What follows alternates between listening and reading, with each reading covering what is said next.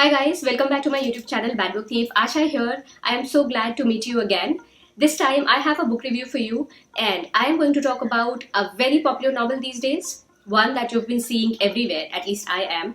This is The Midnight Library by Matt Haig. I hadn't planned on reading this book, but now that I've read it, I'm going to talk about it. I'm going to tell you what I liked and what did not work for me and whether you should really consider reading this book. Before we proceed with the review, I want to request you to please subscribe to the channel if you have not done that already. Sure, I talk about books, I talk about reading, I talk about authors, and soon I am also going to have my poetry up here. So there's a lot of exciting things coming.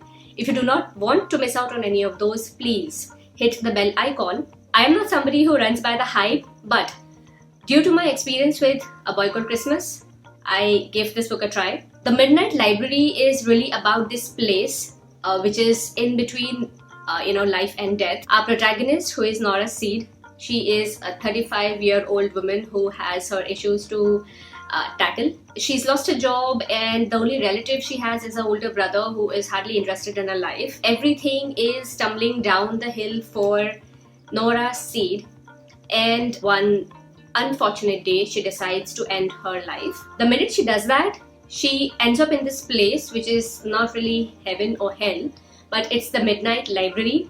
It's kind of a portal in between life and death. So she reaches there, and the Midnight Library is all about these books of life where you can revisit certain situations, certain scenarios, instances of your own life, and that's what Nora Seed is going to do. I guess the concept was really fantastic, not something we've seen or heard or read.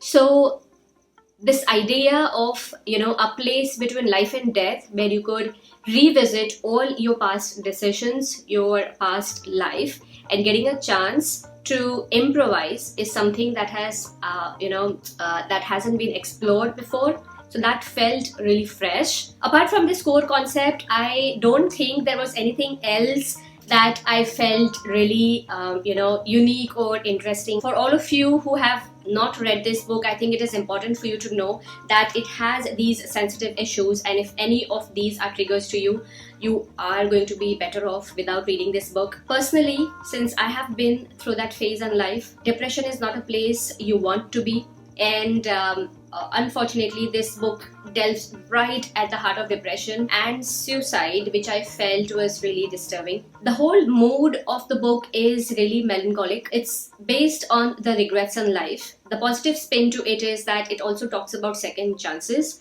which definitely never happens in life. I would have loved if there was a balance between the two, which kind of didn't happen. I think the writing could have been a lot better. I felt it was very dull and it was draggy and repetitive, and I think it lacked it lacked action. I mean, nothing at all happened. Nora Seed is just comprehending and contemplating all of these situations in her life, and it gets to a point where it starts to get really irritating. So I had to really rush through those bits because believe it or not, it does leave an impact on you. You do not want to be in that mood for long. That's something which did not work for me. In terms of the characters, we really just have Nora Seed and a lot of other characters like her family, her brother, the boyfriend she could have married. They they appear just in conversation. This book felt like a whole long monologue of Nora Seed's life, interspersed with all the philosophical bits that Matt Haig could plug in. I think it could have done a lot good to readers if the philosophy was toned down a little bit. The regrets bit of it, could have been toned down a lot. I mean, we are already living with some or the other baggage in life. All of us. We do not want to be reminded of that. So if that could have been just lightly touched, it would have been a lot better. Lastly, I think I want to talk about the setting. So we know that this is a midnight library. This is a fictional place in between life and death. And there are all of these books that are the books of life of people.